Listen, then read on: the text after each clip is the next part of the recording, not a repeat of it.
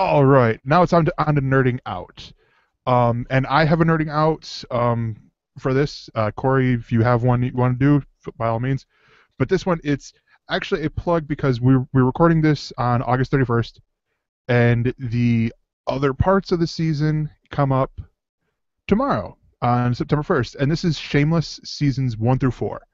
Now they'll be airing season 7 here in like a month or two, I believe, on Showtime, and this is the American version, not the British version, as Evan asked, and is rightfully so, as a dude who used to host a show called Pod Save the Queen. Um, but that is 11 seasons, and that's a lot to get through in 2 weeks. Like, I got through 4 1-hour seasons of 12 episodes each on Netflix. And but no, so Shameless, it follows the Gallaghers as they live in the south side of Chicago.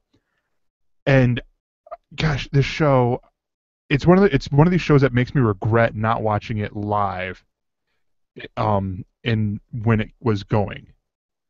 Like where's this been all my life, sort of deal. And yeah, there's a lot of sex, there's a lot of Woohoo! yeah, there's a lot of violence and stuff like that, but Woo. really the heart of it is the fact that the Gallaghers actually care for each other, where it comes across that they don't. And you have the main the main character of or the father, played by William H. Macy, who is a drugged out, despicable alcoholic. You're pretty sure he would almost sell one of his kids for a beer, sort of deal. Actually, I take that back, because in the first season he did do that. He was going to sell his parental rights to his youngest, and I'm like, oh yeah, that's great.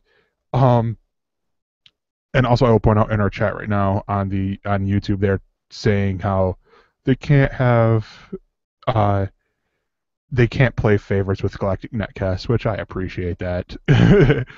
um, but with Shameless, it's interesting to see that you have such a despicable character, actually characters even, where like I think person, the only character you can say that's not despicable is Liam, who's like a baby when the show starts.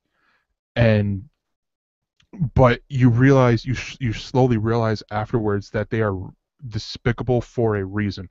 They are despicable for their family, for the most part, or in um in uh William H. Macy's character, for himself, but then also for his family, when he realizes, oh, they're going to do something, they're going to get in trouble really bad, and it's my fault, or something along those lines. Um, this show, it's so catchy. The music that they got throughout here the whole time, it's so catchy, so fun. Even the theme song I had stuck in my head all these, like, while binge watching. I had that theme song. Think of all the luck you got. I cannot think by the band, but that's the name of the song. Stuck through my head the whole time. Like last weekend, I was house sitting for my grandma, and I'm just in my head playing it over and over and over again. and and it was tough. I cannot wait for tomorrow with the season 5 and 6 coming out. Just so I can get caught up to with what they have out now, or coming soon with season 7, but also to see where that goes, because you sort of see, well, first off, you see the characters grow, and also for Dave Nelson, who is a big Gotham fan, it features a young, I'm blanking on the actor who plays Jerome is in here, and he is great in there.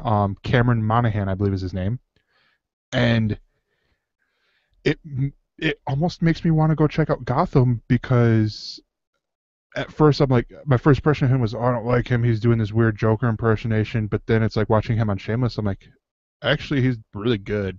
He is really good. There's some parts in here, because we're getting to the point. I'm getting at the point right now where he was filming this while filming Gotham as well. So I'm starting to realize, like, because like he came back from his character came back from boot camp, and he's got the longer hair, and I'm like, oh wait, he was getting he was filming for Gotham right about this time, I believe, and and just I don't know. I enjoy the show. I think a lot of people will enjoy it. It's not like it's a sleeper hit or anything like that. It's just there's a new outlet now, and I didn't expect it to be out on Netflix. A lot of the shows that are Showtime originals are on Netflix, with the exception of House of Cards, which I sort of want to say, what the fuck? You mean House of Why? Lies? Or yeah, House of Lies.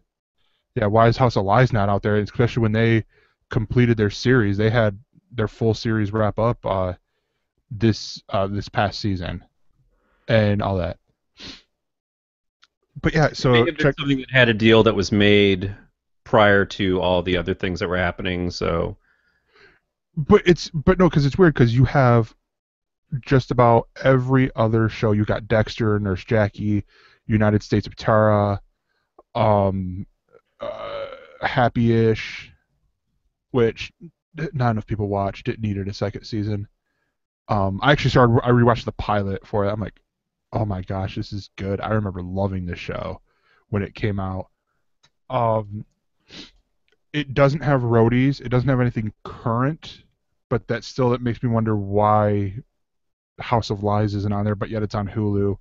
And I think if you get the Showtime subscription, and I think it might be on Amazon Prime if you do the Showtime package with it.